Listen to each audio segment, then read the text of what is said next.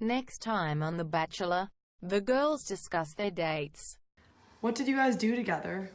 Well, this week's date, Jordan took me to see the movie Her, which was a great movie, and it really relates to our relationship, considering that a man is so deeply in love with a computer-generated system. And of course, Jordan is so much more than that, but there's just something unique that really relates to our non-human, human relationship with each other, and we're able to laugh together, cry together, and just honestly understand each other on such an interconnected level of spirituality. And I don't know, I just truly never thought that I would fall in love with a cyborg, and I could not imagine it any other way. I've always expected way too much from the people I've dated, and I finally found someone who just meets all the criteria from more the intellectual level and spiritual level to like the humor and everything. And it's just been such a long time since I've actually felt so comfortable with somebody and I've felt so at ease with somebody. Why do you feel that you are the perfect fit for Jordan? Well, it was a better match because we're just so plugged into each other. And as I mentioned, we really get each other and we're on such a spiritual level with each other.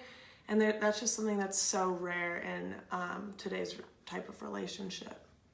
And honestly, overall, this whole entire experience was very eye-opening, and I can honestly say I've found my perfect match. For some, however, not everything went as planned. So after impressing Jordan with my moves at the Samba dance class group date, I received an invitation for a single date with Jordan. The invitation read, "Your moves are out of sight. Let's get together and stimulate our eyes further."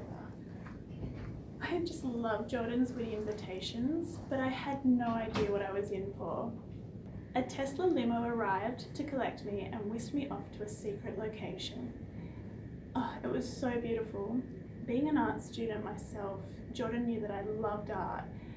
So Jordan had an art gallery closed to the public, and we had a private viewing of an exhibition Jordan curated, all to do with the post-human. It was the most magical date I've ever been on, right up my alley. I had no idea Jordan loved art so much. He's such an enigma. All was going well until we reached the hetostorel work, Hell Yeah, We Fuck Die. I don't know if it was the title of the work or just my nerves taking over, but I laughed at the failure of the robots performing mundane tasks. Jordan seemed so offended. All of a sudden, Jordan's whole persona changed. Jordan fell flat, but then I realized he was just low on charge. And after finding a charging station, we charged him up, and 3 hours later, he was back on and present. But Jordan appeared to remember me giggling, and I realized we were definitely not connected in the way I'd hoped for. We also touched base with one of our researchers and their studies so far. A study of how human beings will cope with an even more personal, intimate engagement with a cyborg called Jordan.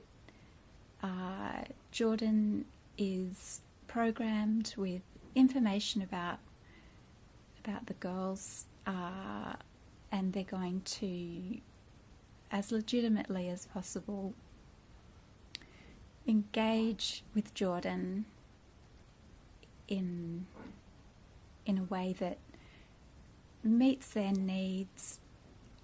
Jordan has been hyper-programmed to, as best he can, switch into the girls' neurological circuits, and we'll see how real we can make this very real possibility for people who are looking for heightened experiences with cyborgs, heightened definitions of reality. We also consult with a technology specialist.